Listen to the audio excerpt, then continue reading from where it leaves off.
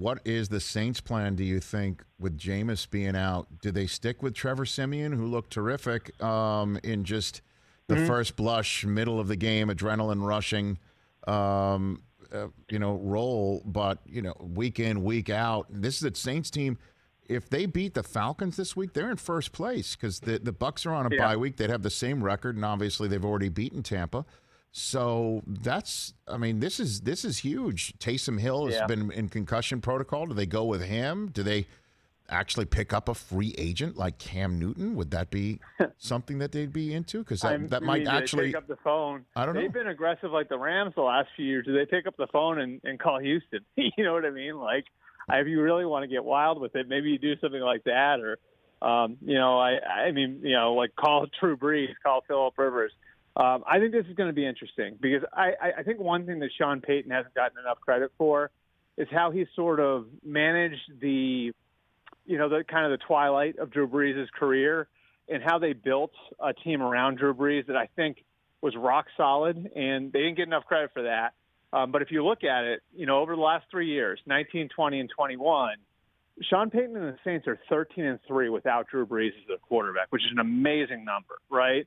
And so I think absent going and bringing somebody in, I do think that they're going to explore bringing somebody else in.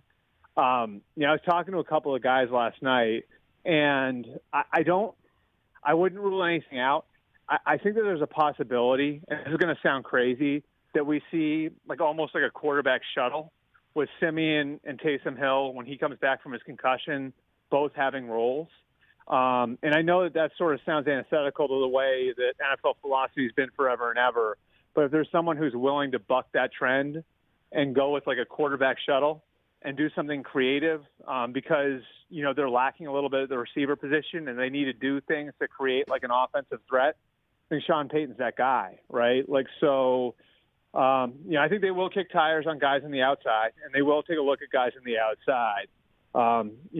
But I wouldn't be surprised if they do decide to stick with the guys in their roster, if we see just sort of a creative sort of platoon where, Taysom Hill's got a big role, but it's more of like sort of a slash like Cordell Stewart back in the day role with Trevor Siemian having his own role as well. Well, I mean, what would mimic Taysom Hill's playbook better than Cam Newton, right? I mean, he's sitting at home.